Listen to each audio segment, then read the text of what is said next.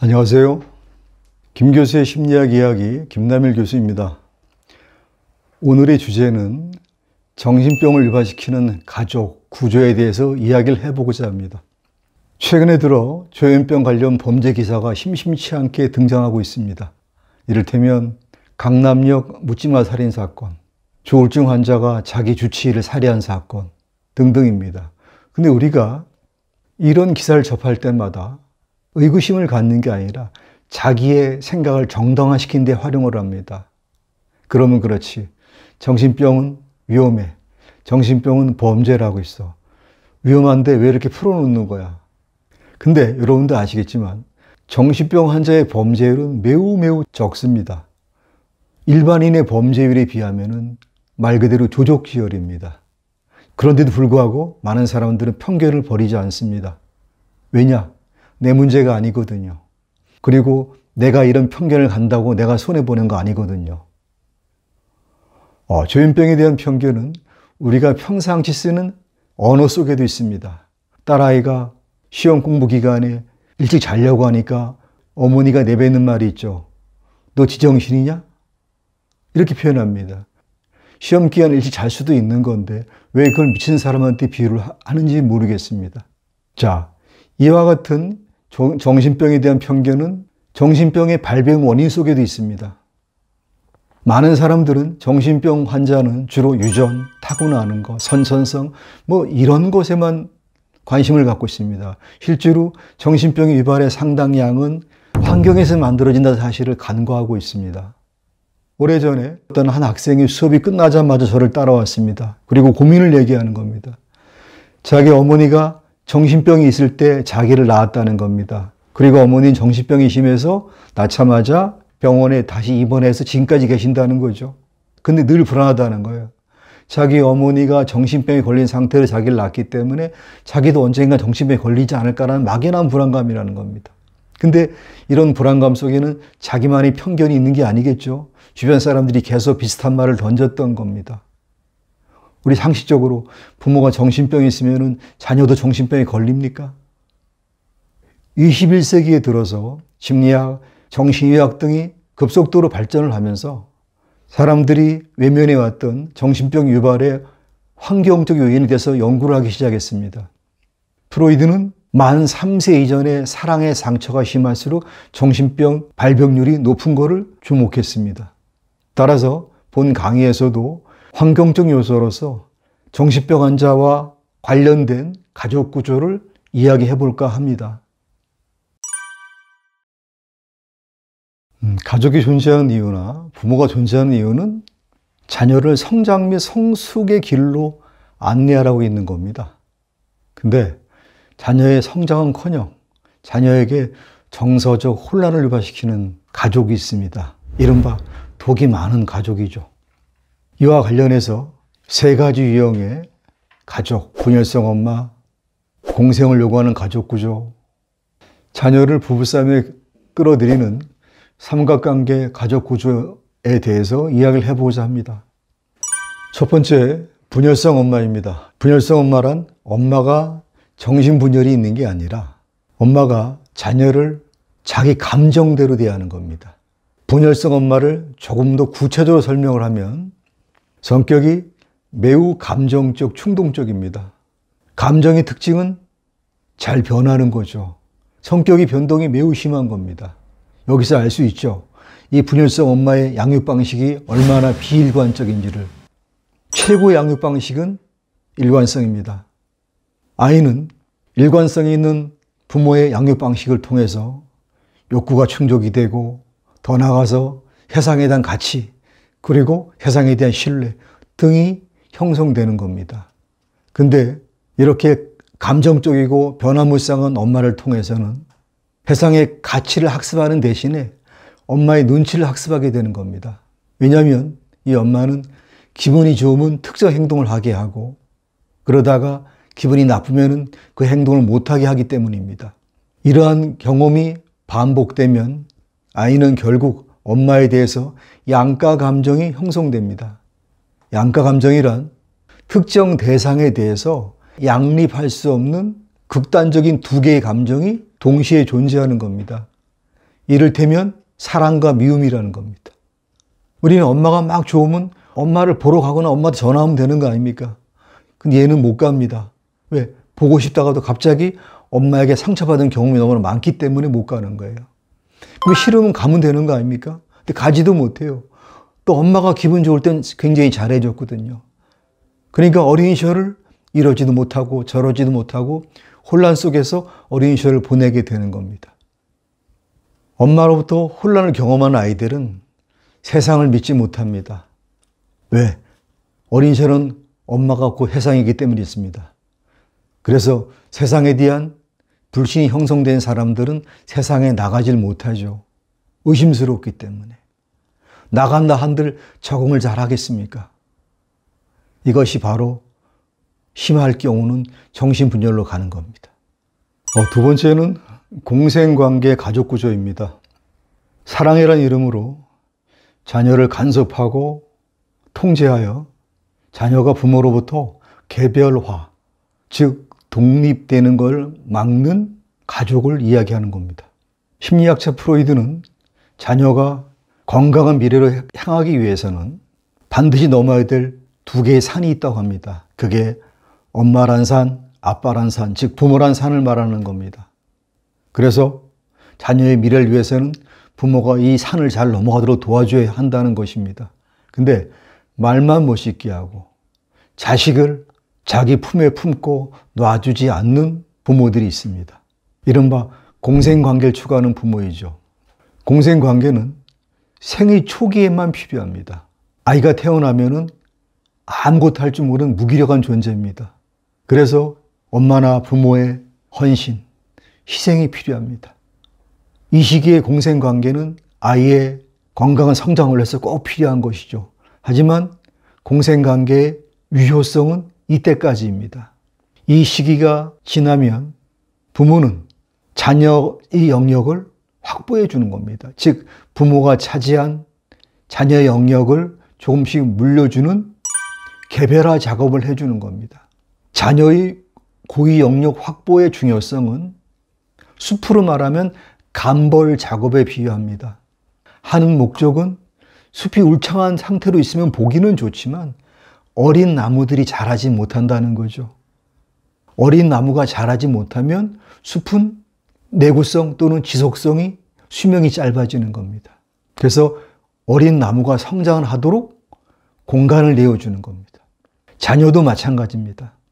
자녀가 숨 쉴 수 있도록 그의 고유의 공간을 확보를 해줘야 됩니다. 그래서 그 속에서 자기만의 고유의 가치를 창출하도록 도와줘야만이 멋진 미래로 잘 갈 수가 있는 겁니다.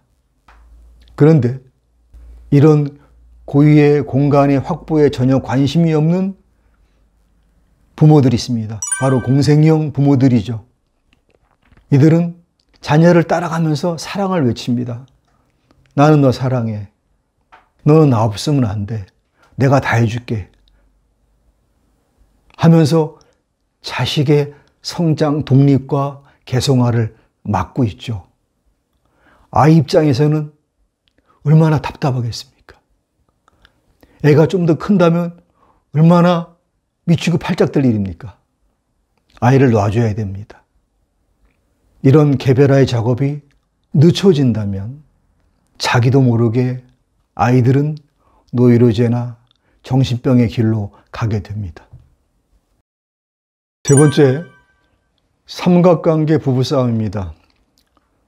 삼각관계 부부싸움이란 자녀를 부부싸움에 끌어들여서 부부싸움의 희생양을 만드는 겁니다. 건강한 가족을 만들기 위한 제1계명이 있습니다.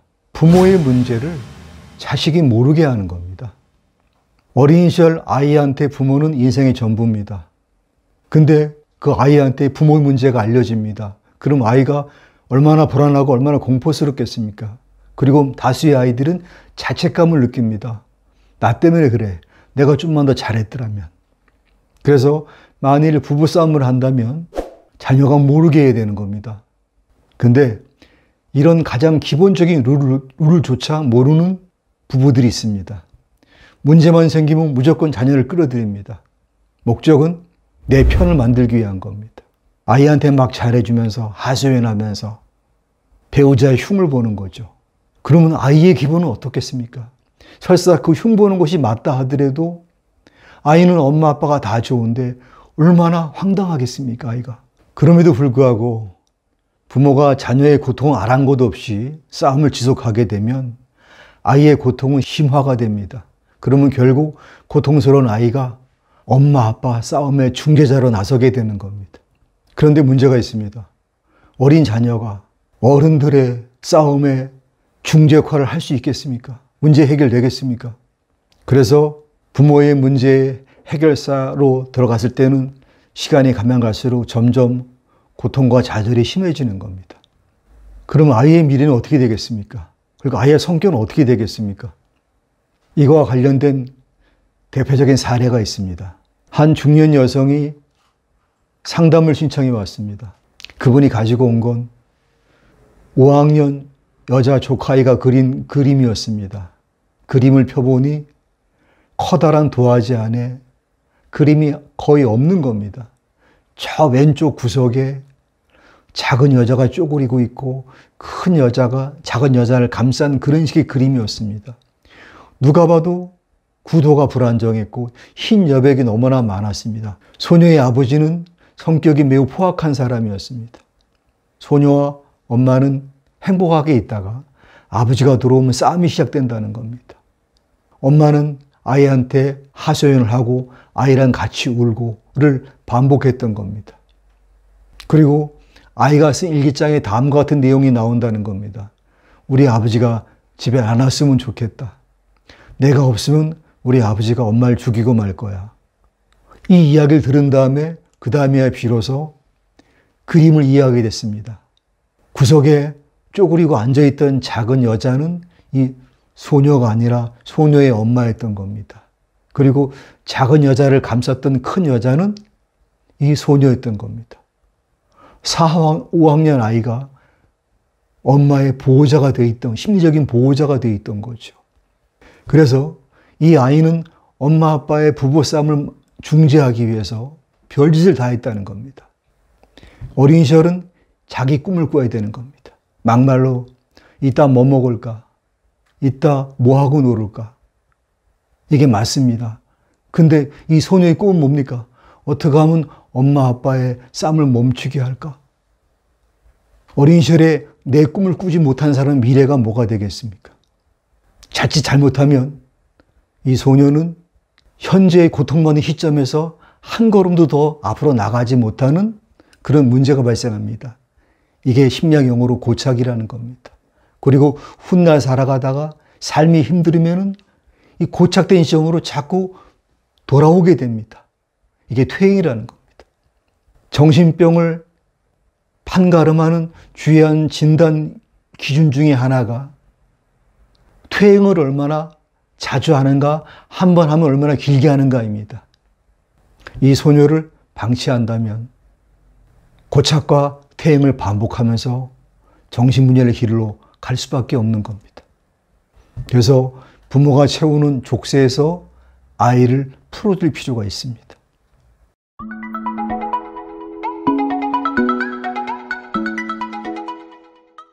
삶의 시작은 사랑부터란 말이 있습니다.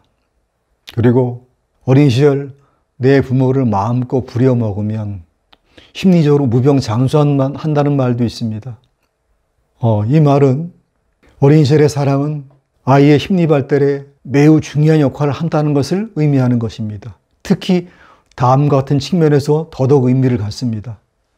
첫째, 반복되는 욕구 충족 경험을 통해서 정서가 안정됩니다.